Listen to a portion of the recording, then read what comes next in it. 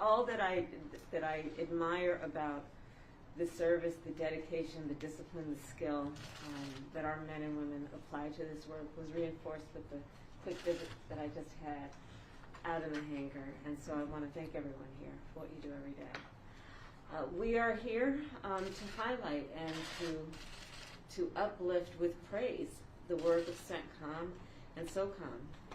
This work is critical to our national security.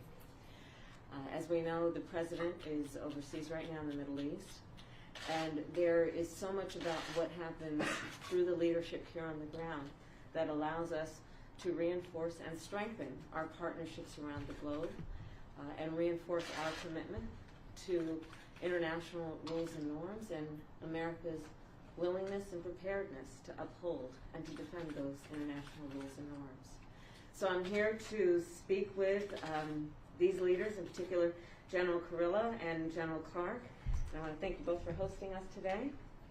The United States military, without any question, certainly in my mind or the President's mind, and in the mind of the American people, is the strongest and the best fighting force in the world. When you look at the work that happens just right here, you will see extraordinary work that is about dedication, discipline, the building and strengthening of skills, and just sheer commitment to defending our country and the principles upon which we were founded. And so I'm here to talk with the leaders here to discuss the missions that are currently active around the globe and to talk with them about what might be necessary in terms of the additional support and resources that they need to do their job and complete their mission. I also am here to express gratitude not only to the service members but to their families.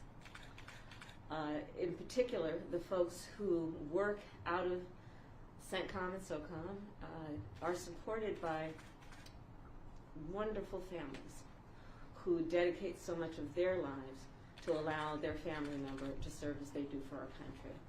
So I am here to praise again the work that is being done by all of these folks. I also want to mention that in particular regarding the work of CENTCOM, President Biden being in the Middle East is there to also make sure that we are clear about the role and the responsibility the United States plays in that region of the world, with an emphasis on many points, including our enduring relationship and support of our allies and friends and partners in Israel. His visit is also about emphasizing the work that is happening through CENTCOM that strengthens the relationships that we have in that region of the world. CENTCOM's work also directly benefits the American people in addition to ensuring that all of the values we care about in terms of our security are upheld. CENTCOM's work includes protecting commercial shipping lanes and energy resources that Americans rely on, and in this moment when we know that commerce and the active ability of us to engage in commerce is something that directly affects the American people, where they live and how they live. Regarding SOCOM, this year we celebrate the 35th anniversary of its founding. Yeah. Yes.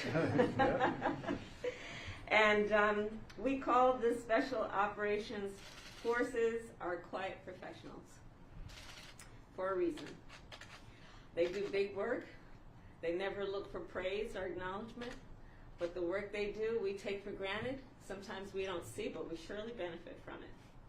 And so I'm here to also talk about the work that is happening in the front lines on our continued fight against terrorism around the world, and the work that SOCOM does to ensure that America's interests are well served, including at this moment during Russia's unprovoked aggression and the war in Ukraine, where the men and women of this division have been doing the work that they do around the globe, including training the forces that are the forces of our allies, and in particular Ukrainians, in their fight to preserve and defend their sovereignty and territorial integrity.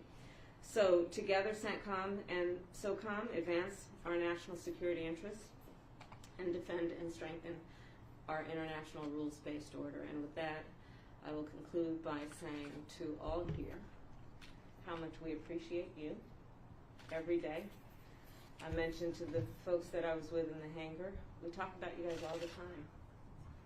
When we're sitting in the Situation Room or in the Oval Office, talking about America's responsibility, not only to the citizens of our country, but to our friends and allies around the world, we talk about you. Because we could not follow through on anything that we do in the context of those relationships and priorities were it not for what you all are doing here on the ground. So thank you. And your mission remains critically important to the President, to me, and to our country. And with that, I thank the press. I'll see y'all later. Thank you. Madam Vice President, Thank you. Thank you. Thank you. Time to go.